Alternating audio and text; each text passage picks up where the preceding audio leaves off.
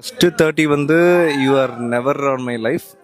ஒரு 29க்கு அப்புறம் தான் வி met. நெக்ஸ்ட் 30 வந்து I am sure like I'll be a part to make your life very excitement, full of happiness, full of surprises.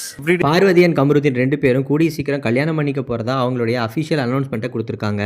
Big Boss season 9ல car டாஸ்க்ல சாண்ட்ராவை பார்வன் அண்ட் கமருதீன் 2 பேரும் எட்டி உதச்சி கீழே தள்ளினதுனால ரெட் கார்டு வாங்கிட்டு வெளியில் வந்தாங்க. இந்த நிலையில் பிக் பாஸ் சீசன் 9 முடிகிற வரைக்கும் அவங்க 2 பேரும் ஒன்றா இருக்க மாதிரியான எந்த ஒரு ஃபோட்டோஸ் அண்ட் வீடியோஸ் எதுவும் ரிலீஸ் பண்ணல. இருந்தாலும் அதுக்கப்புறமா பார்வதி அண்ட் கமருதீன் 2 பேரும் வைப் வித் பாரு அப்படின்ற பாருவோட யூடியூப் சேனலில் நிறைய விளாக்லாம் பண்ணிட்டு வந்திருந்தாங்க.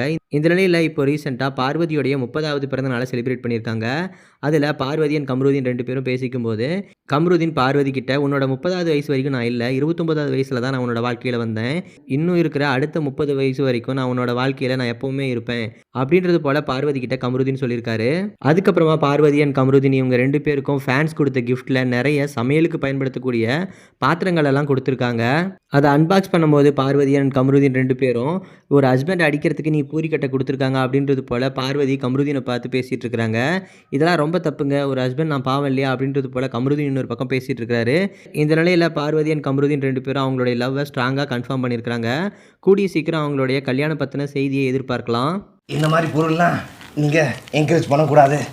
ஏன்னா பொண்டாட்டிங்க எல்லாரும் புருஷனை தெய்வமாக மதிக்கணும்.